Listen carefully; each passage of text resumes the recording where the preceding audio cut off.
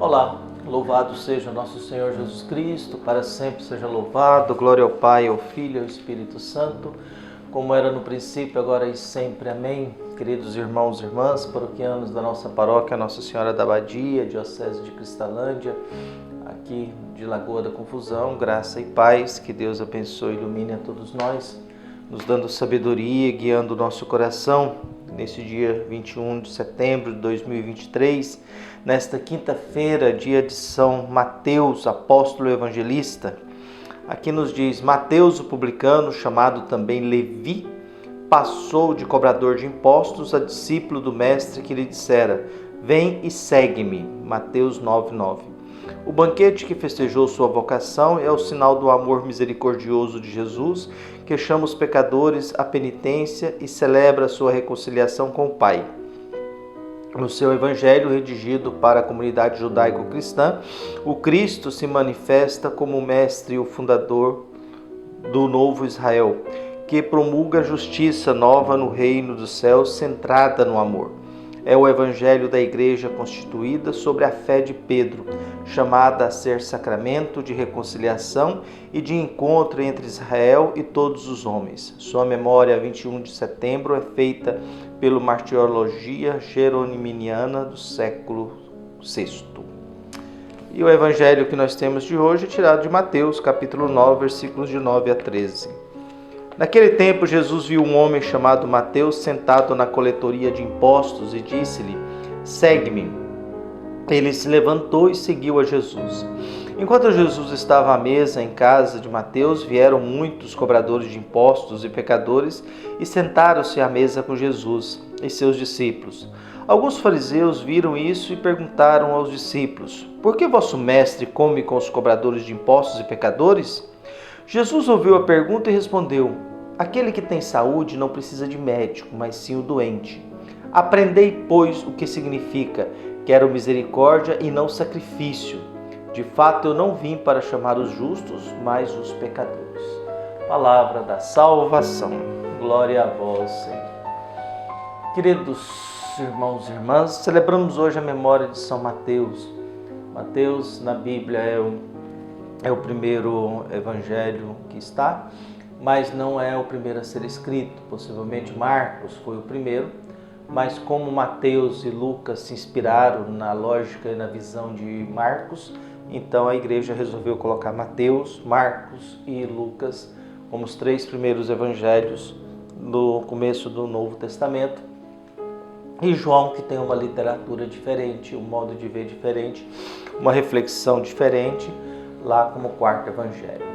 Mateus é alguém chamado, é aquele que foi chamado individualmente.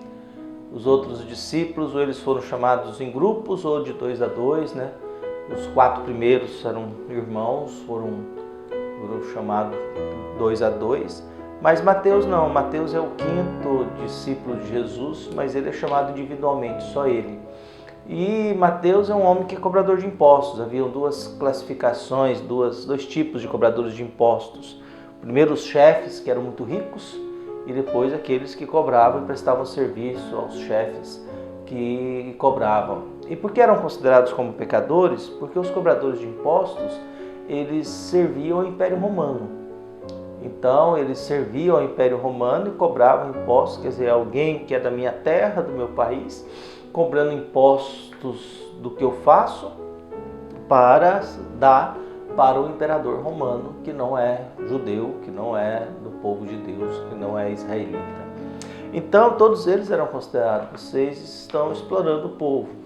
E como todo cobrador de impostos tinha a liberdade de definir, ele tinha uma cota a dar ao imperador, mas eles aumentavam essa cota e ficava com o restante. Por isso que Zaqueu é tão rico. Zaqueu cobrava exageradamente.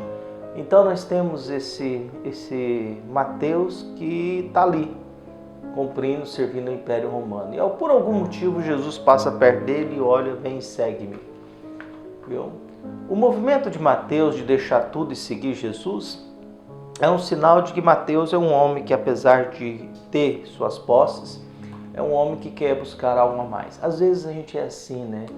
a gente quer algo a mais na vida. E nem sempre não é coisas de matéria. Tem gente que vive a vida toda pensando em ter mais posses, né? Mas às vezes a gente quer ter mais propósito mesmo, né? A gente quer ter mais dignidade, a gente quer ter mais sentido, a gente quer ter mais valores na nossa vida, na nossa história. A gente quer fazer mais bem ao próximo, né? Então nessa lógica nossa, nesses compromissos, nessas atividades que a gente faz, nessa busca constante de prestar um serviço, a gente vai buscando. E Mateus possivelmente não estava contente com aquilo que possuía e fazia. Talvez era um homem em busca de alguma coisa a mais e buscava alguma coisa a mais. E diante desta realidade, diante desse propósito, Jesus viu. Alguém que deixa tudo e segue Jesus é porque encontrou algo importante. É igual a parábola do cara que encontrou um tesouro, deixou aquilo lá escondido, vendeu tudo que tinha com alegria, foi lá e comprou aquela terra que tinha aquele tesouro. Ou alguém que procura uma pérola preciosa, o primeiro não estava procurando um tesouro, mas acabou encontrando. O segundo não, ele está procurando uma pérola. Ele sabe o que ele quer. Ele está buscando alguma coisa. Mas quando encontra essa pérola, vende tudo que tem. Mateus faz o mesmo movimento. Por algum motivo ele resolveu deixar tudo aquilo que possuía, seu trabalho, sua função, e foi. No segundo momento, há um banquete de despedida. Mateus, como ia seguir Jesus, resolveu na sua casa fazer um jantar de despedida. Convidou seus amigos, claro, cobradores de impostos, pecadores, e ali Jesus está sentado com eles. As pessoas podiam entrar e sair na casa de alguém que está oferecendo um banquete, não era problema isso. E aí o que nós temos? Nós temos Jesus, ao fato de, na cabeça de um judeu, do homem da Bíblia, sentar na mesa e fazer uma refeição com alguém é porque você está em comunhão com aquela pessoa. Você não senta à mesa de quem você não está em comunhão. Só com quem você está em comunhão é que você senta à mesa. Então Jesus está ali em comunhão com aqueles. Jesus está ali em comunhão com cobradores de impostos e com os pecadores. E os fariseus observavam isso. Jesus já está sendo observado. Jesus está escolhendo os seus 12 e também ao mesmo tempo já está sendo observado. E faz-se a pergunta, mas por que o comércio de vocês senta com cobradores e pecadores, cobradores de impostos? Jesus percebe isso. Jesus sabe da maldade do ser humano. Jesus sabe o que as pessoas têm no coração.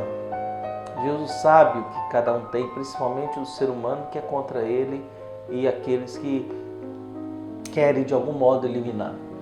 Então Jesus mesmo resolve dar a resposta.